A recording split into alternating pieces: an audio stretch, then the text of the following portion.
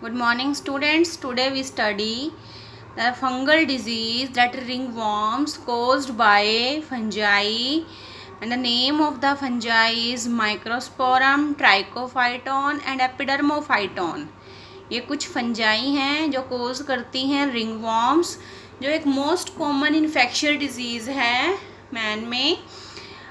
क्या सिम्टम्स हैं डिजीज़ के? Appearance of dry scaly lesions on various parts of the body, जैसे कि स्किन है, नेल्स हैं, स्कैल्प जो अपर लेयर है हमारे हेड पे। द मेन सिम्टम्स हैं डिजीज़ के, जो लीजन्स हैं, जो घाव हैं, वहाँ पर इंटेंस बहुत ज़्यादा ईचिंग होती है। और फंजाई है तो फंजाई के लिए फेवरेबल कंडीशंस क्या होती हैं ग्रो करने के लिए? Heat and moisture. ओके, तो हीट और मॉइस्चर हेल्प करते हैं फंजाई की ग्रोथ में। और उन एरियाज़ में हमारे स्किन के जहाँ पर जो प्रॉपर एयर नहीं हो पाती, एयरिंग नहीं मिल पाती, तो उन रीजन्स पर भी फंजाई जो है वो ग्रो हो जाती है, जैसे कि इन द ग्रॉइन और बिटवीन द टोज के बीच में। ओके, तो रिंगवॉर्म्स जो हैं they are generally acquired from soil. और कोई इन्फेक्टेड पर्सन है, अगर उसका टॉवल, क्लॉथ्स और इवन कॉम भी हम यूज़ कर लेते हैं तो वो ट्रांसफ़र हो जाती है from infected person to healthy person.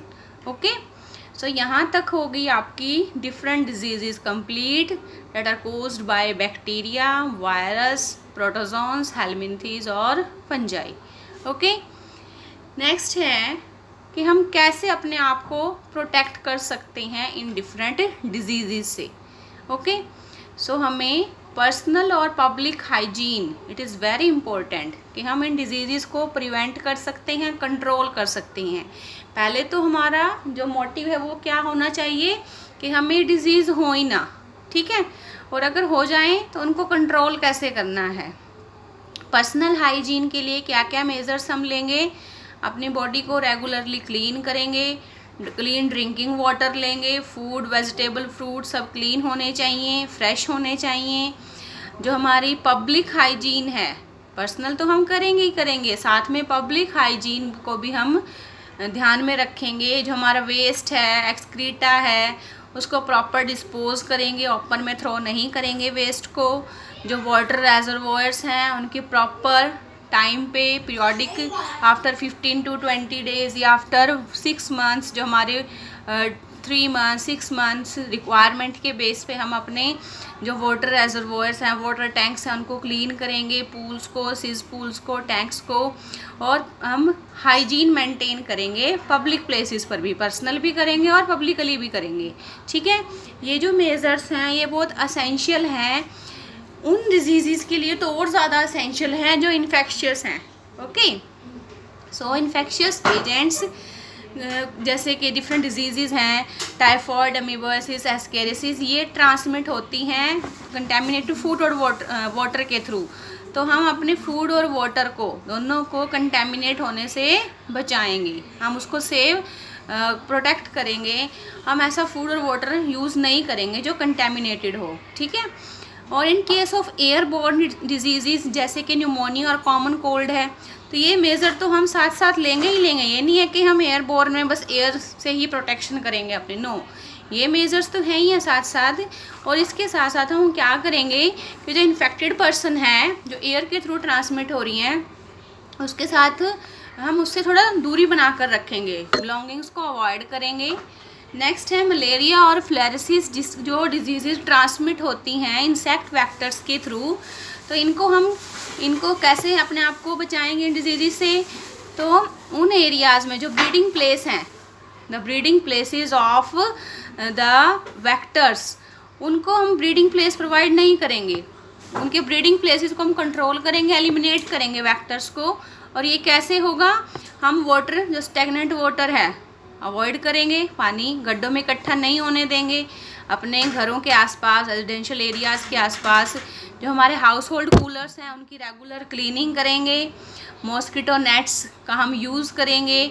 और अपने जो पोन्ड्स हैं उनमें फ़िश इंट्रोड्यूस करेंगे, दैट इज़ गैम्बूसिया। गैम्बूशिया फ़िश जो होती है वो हम इंट्रोड्यूस करेंगे। इस फ़िश का सबसे इम्पोर्टेंट काम क्या है कि ये मॉस्किटो के लार्वेज को फीड करती है। This is very very important. Ponds में हम गैम्बूशिया फ़िश को इंट्रोड्यूस कर देंगे क्योंकि ये फ़िश क्या करती है, मॉस्किटोज़ के लार्वे को खा जाती है। इससे जो मॉस्किटोज़ हैं उनकी ग्रोथ कंट्रोल हो जाती है। इंसेक्टिसाइड्स क्या हैं, केमिकल्स हैं जो इंसेक्ट्स को किल करते हैं, उनका स्प्रे करेंगे डीचीज़ पे, ड्रेन एरियाज़ पे और स्वैम्प्स पे। इसके साथ साथ जो हमारे डोर्स और विंडोज़ हैं उन पे हम जाली लगाएंगे ताकि जो मॉस्किटोज़ हैं वो हमारे घरों में एंटर ना कर सकें।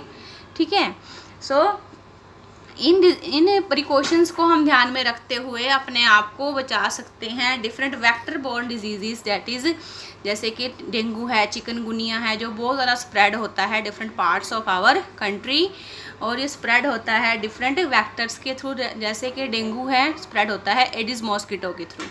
ओके, हमारी जो बायोलॉजिकल साइंस है बहुत एडवांस हो चुकी है। डिफरेंट डिजीज़, इन्फेक्शियस डिजीज़ से हम डील कर सकते हैं effectively. Different use the vaccines को हम यूज़ करते हैं, इम्यूनाइजेशन प्रोग्राम्स स्टार्ट किए जाते हैं to completely eradicate the deadly disease that is smallpox. जो डेडली डिजीज़ है स्मॉल पॉक्स उसको कम्प्लीटली रेडिकेट कर चुके हैं हम। पोलियो, जैसे पोलियो की जो ड्रॉप्स हैं बच्चों को पिलाई जाती हैं, ओके, तो पोलियो भी कंट्रोल किया जा चुका है। A large number of infectious disease जैसे कि पोलियो, डिप्थीरिया, न्यूमोनिया, टेटनस, इनको भी कंट्रोल किया जाता है by the large extent use of the vaccines, immunisation, immunity, ये सारे टर्म्स जब से कोरोना वायरस स्प्रेड हुआ है सब बड़े अच्छे से जानते हैं इन टर्म्स को। ठीक है, बायोटेक्नोलॉजी आपकी नेक्स्ट यूनिट है बायोटेक्नोलॉजी। इसमें क्या होता है, टेक्निक्स को यूज़ किया जाता है, नई टेक्निक्स को, और नई और सेफ़ वैक्सीन्स को बनाया जाता है। सो एंटीबायोटिक्स और जो दूसरे ड्रग्स हैं उनकी डिस्कवरी से हम इफ़ेक्टिवली ट्रीट कर सकते हैं डिफरेंट इन्फेक्शियस डिजीज़ से। Okay, next topic is immunity. अभी मैंने आपको कहा क्या है immunity. Every day we are exposed to a large number of infectious agents. Only a few उनमें से हमें डिजीज़ कोज करते हैं। एक्सपोज तो हम बहुत सारे इन्फेक्शियस एजेंट्स से होते हैं, लेकिन उनमें से कुछ ही हमारी बॉडी में डिजीज़ कोज कर पाते हैं। ऐसा क्यों है? ऐसा इसलिए है क्योंकि जो हमारी बॉडी है वो अपनी प्रोटेक्शन करती है इन फॉरेन एजेंट से। अब वो कैसे प्रोटेक्शन होती है हमारी? The overall ability of the host कौन है? हम हैं यहाँ पर। The overall ability of the host to fight the disease causing organism, और उसकी एबिलिटी कौन प्रोवाइड कर रहा है? हमारा immune system, that is called as immunity. The overall ability of the host to fight the disease causing organisms that is provided by our immune system is called as immunity. Immunity two types की होती है, that is innate immunity and acquired immunity. What is innate immunity? Innate immunity non specific type of defense होता है, non specific type of defense जो present होती है at the time of birth. Okay? Different types के barriers यहाँ पर हमारी जो बॉडी है उसमें प्रेजेंट होते हैं जो प्रिवेंट करते हैं the entry of the foreign agents into our body. तो there are basically 4 types of barriers की जो इनेट इम्यूनिटी बनी होती है। First one is physical barriers. Physical barrier में सबसे इम्पोर्टेंट है हमारी skin on our body is the main barrier जो प्रिवेंट करता है डिफरेंट माइक्रो ऑर्गेनिज्म जो डिजीज़ कॉजिंग ऑर्गेनिजम्स हैं उनकी एंट्री को। जैसे अब हमारी रेस्पिरेटरी, गैस्ट्रोइंटेस्टाइनल और यूरोजेनाइटल ट्रैक में म्यूकस होता है, म्यूकस स्टिकी सब्सटेंस जो ट्रैप कर लेता है माइक्रोब्स को और उनकी एंट्री को प्रिवेंट करता है। Next one is physiological barriers.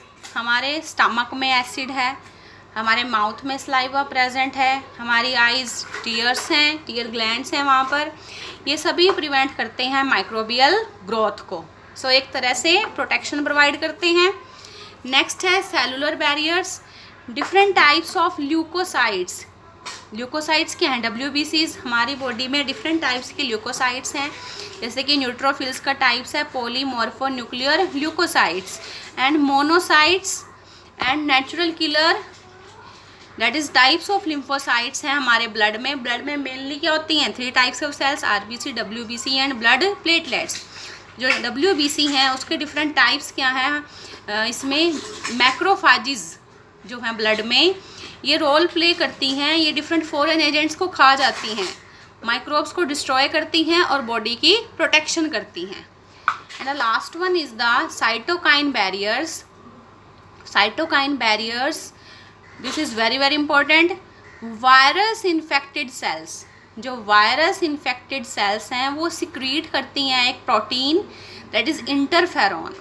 Virus infected cells secrete करेंगे प्रोटीन्स, दैट इज़ इंटरफेरॉन्स, और ये इंटरफेरॉन्स प्रोटेक्ट करेंगे नॉन इन्फेक्टेड सेल्स को from further viral infection. Virus infected cells secrete करेंगी प्रोटीन, दैट इज़ इंटरफेरॉन्स, जो protect करेंगी non infected cells को from further viral infection. Okay, तो today we have discussed about, that is, ringworms, how we prevent and control the different infectious and non-infectious diseases, and what is immunity and what is innate immunity. Okay, have a nice day.